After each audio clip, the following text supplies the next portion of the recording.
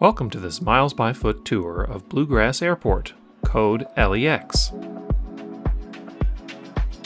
Bluegrass Airport is the third busiest airport in Kentucky, the Bluegrass State, located 5 miles west of downtown Lexington at the corner of US 60 and Man o' War Boulevard, down the street from the famous Kentucky Castle, and across the street from the world-famous horse race track at Keeneland.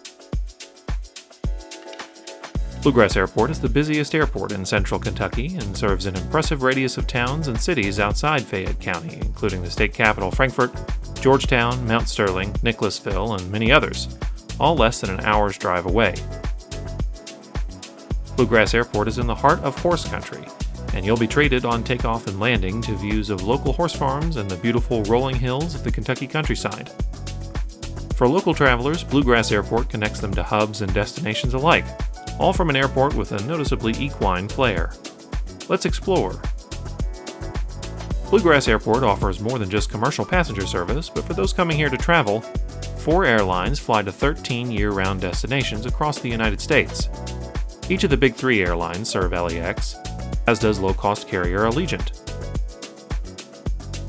American has the largest presence here, making up nearly half the flights in and out of LEX.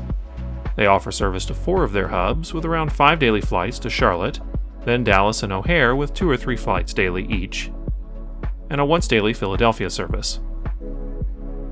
Delta's second, with most of its traffic aimed towards Atlanta, averaging 5 flights a day to and from the Delta hub. They also serve their hub in Detroit twice a day, a flight I've taken myself on this channel, as well as a once daily flight to Reagan National in Washington, D.C. United serves 3 hubs, mainly Chicago O'Hare, to which United sends 3 or 4 daily flights, and a recently resumed daily service to Denver.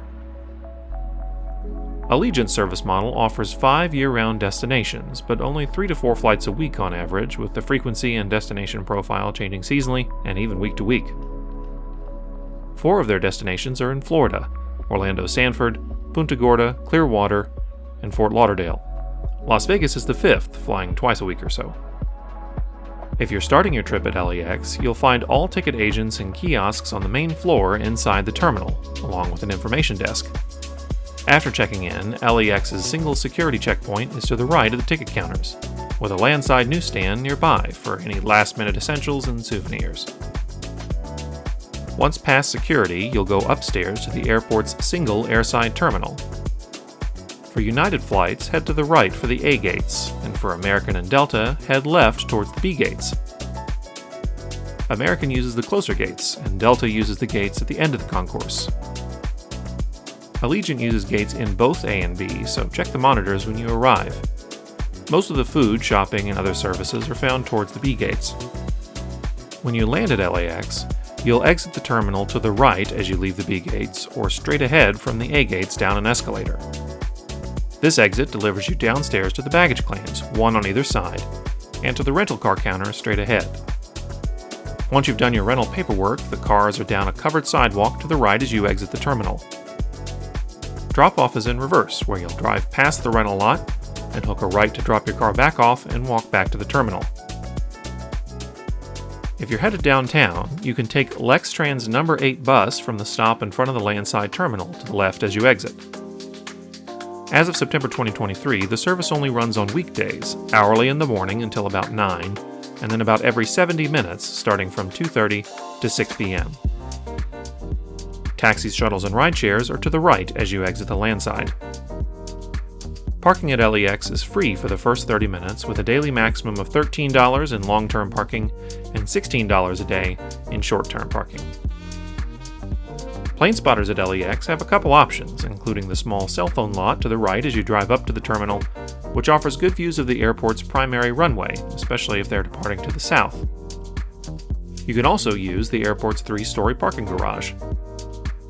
The airport's proximity to Keeneland means that during the racing seasons, every April and October, planes from all over the world come to Keeneland to see the races and horses up for sale.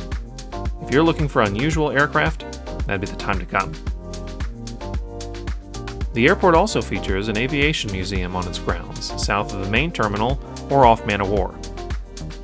Parking on site is free for museum patrons, and it's open Tuesday through Saturday 10 through 5 and Sunday from 1 to 5 for a nominal admission charge.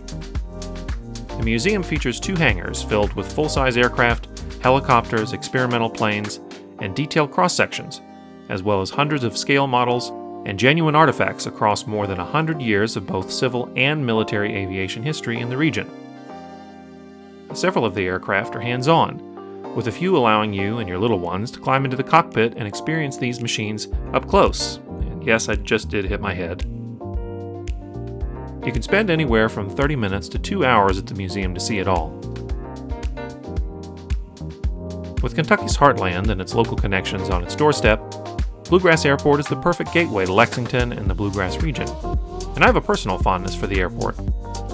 Decades ago, my late grandfather, a World War II veteran and Army pilot himself, would bring me and my sister to the museum on summer afternoons to show us the planes there, a couple of which he'd flown himself, like this one.